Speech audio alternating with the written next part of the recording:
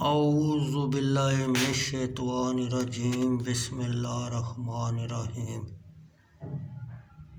بخاری شریف جلد اول حدیث نمبر 653۔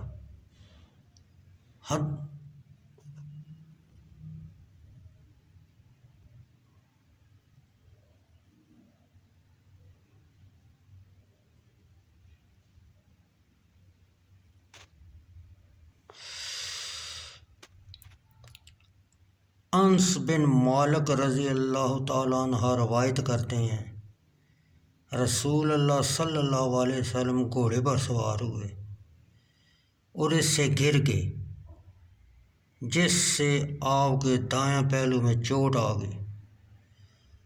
آپ نے نمازوں میں سے کوئی فرضی نماز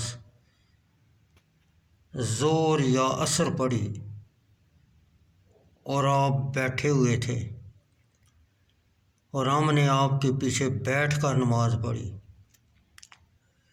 جب فارغ ہوئے تو فرمایا،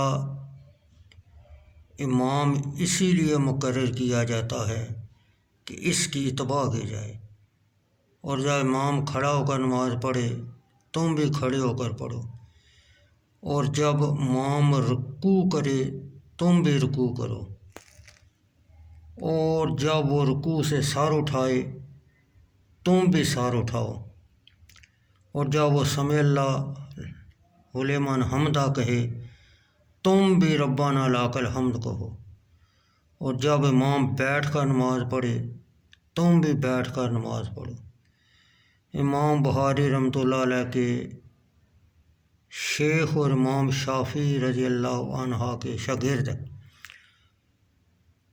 حمیدی عبداللہ بن زبیر بن عیسیٰ نبی اکرم صلی اللہ علیہ وسلم کے استقبال، جب امام بیٹھ کر نماز پڑھے تو تم بھی بیٹھ کر نماز پڑھو کے متعلق فرماتے ہیں۔ یہ آپ کی پہلی بیماری سے متعلق ہے۔ پھر اس کے بعد نبی اکرم صلی اللہ علیہ وسلم نے بیٹھ کر نماز پڑھی، حالانکہ لوگ آپ کے پیچھے کھڑے ہوئے تھے اور آپ نے ان کو بیٹھنے کو حکم نہیں دیا، اور اصول موضوعہ ہے کہ نبی اکرم صلی اللہ علیہ وسلم کا آخری فعل معمول بے ہوتا ہے، اور وہ پہلے فعل کا ناسخ ہوتا ہے۔ یہی مذہب امام ابو حنیفہ، شافعی، ثوری، ابو ثور اور جمہور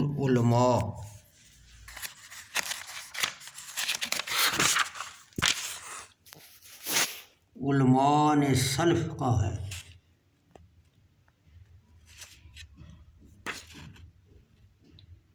کہ قیام پر قدرت رکھنے والا بیٹھنے والے امام کے پیچھے کھڑے ہو کر نماز پڑھ سکتا ہے، اور اس پر عمل مستقر ہے۔